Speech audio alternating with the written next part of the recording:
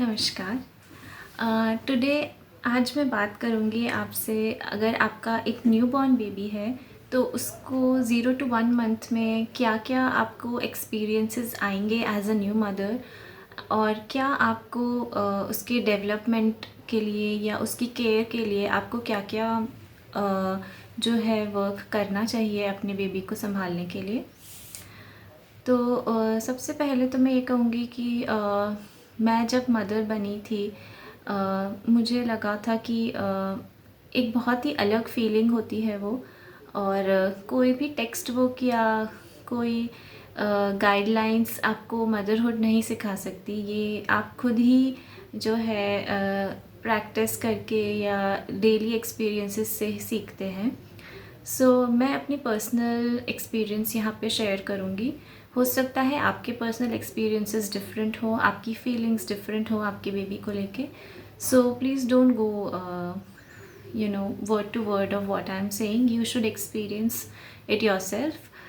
तो सबसे पहले मैं ये कहूँगी कि जब न्यूबॉर्न बेबीज़ होते हैं तो क्या हमें उन्हें सबसे पहले जब वो बर्थ लेते हैं तो बर्थ के 2 आवर्स के विद इन ही उनको फीडिंग करा देते हैं, इरिस्पेक्टिव ऑफ द फैक्ट कि आपका सिजेरियन हुआ है या नॉर्मल डिलीवरी हुई है। मेरा जो है सिजेरियन हुआ था, और मैंने भी जो है आफ्टर 2 आवर्स जब मेरा ऑपरेशन हुआ था उसके बाद मैं थोड़े टाइम के लिए ऑपरेशन रूम के बाहर वाले लेबर रूम में थी, और आफ्टर 1 आवर मुझे अपने रूम में शिफ्ट कर दिया गया था। हॉस्पिटल वालों ने मुझे अपने रूम में शिफ्ट कर दिया था और वहाँ मैंने अपने बेबी को फीड कराया था। That was with in a window of 2 hours. ऐसा नहीं है कि सिजेरियन हुआ है तो आप ब्रेस्ट फीड नहीं करा सकते। इनफैक्ट आपको ब्रेस्ट फीड ही कराना चाहिए अपने बेबी को, बिकॉज़ जो कोलेस्ट्रम जिसको कहते हैं, that is the first milk of mother, वो थोड़ा सा येलोइश लिक्विड होता है and that has a lot of immunoglobulins in that, और इसीलिए वो मिल्क जो है आपके बेबी को जाना चाहिए। It acts as a wonderful therapy उनके लिए। एक बहुत अच्छा ये न्यूट्रिशन से भरपूर जो है जिसको कहते हैं मिल्क होता है, और ये बेबीज़ को जाना ही चाहिए उनकी इम्यून सिस्टम को इम्प्रूव करने के लिए।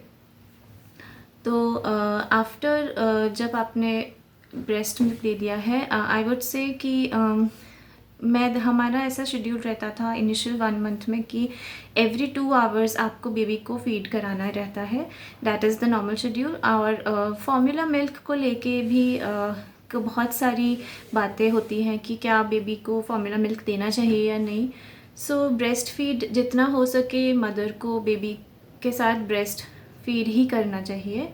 लेकिन अगर आपको फीड लगता है कि बेबी का टमी जो है वो फुल नहीं हो रहा है तो आपको फॉर्मूला फीड कराना चाहिए, बेस्ड ऑन आपका कितना मदर फीड कितना इनकम्प्लीट बैठता है उस बेसिस पे।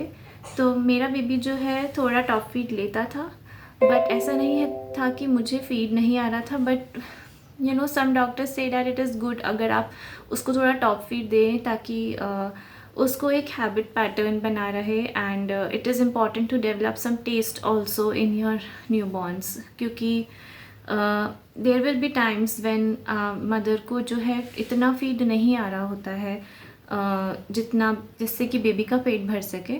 तो थोड़ा सा फॉर्मूला फीड आपको उसको हैबिट में रखने के लिए आप डेली 1 या 2 बार उसको फॉर्मूला फीड कराएं। नेक्स्ट बात आती है कि क्या बेबी को बाथ को लेके बात आती है।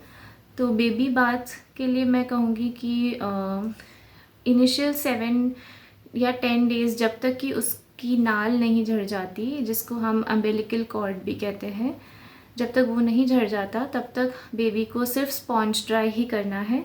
यानी कि एक गीले कपड़े से गर्म पानी में डुबो के गीले कपड़े से उसको सिर्फ पोंछना होता है और टैप ड्राई उसको कर देते हैं एक ड्राई क्लॉथ से उसके बाद।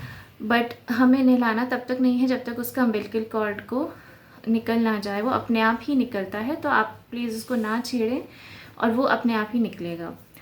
तो जब हम स्पॉन्ज ड्राई करते हैं, जब हम स्पॉन्ज बाथ देते हैं, तो मेक श्योर कि आप बेबी के अम्बिलिकल कॉर्ड को गीला नहीं करें, उसको ड्राई ही रहने दें।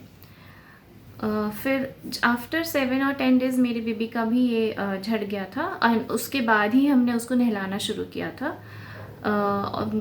अगर आपका बेबी बहुत सर्दी में पैदा हुआ है, जैसे कि मेरे साथ हुआ था, मेरी बेबी बहुत सर्दी में पैदा हुई थी, तो आप प्रेफर करें कि थोड़ा गैप दे दे कर ही नहलाएं। इट इज़ इम्पॉर्टेंट कि आपकी बेबी को ठंड ना लगे, क्योंकि बहुत छोटा बेबी होता है, उसका इम्यून सिस्टम इतना डेवलप्ड नहीं होता है कि हम उसको इतनी ठंड में बाथ देने का रिस्क लें।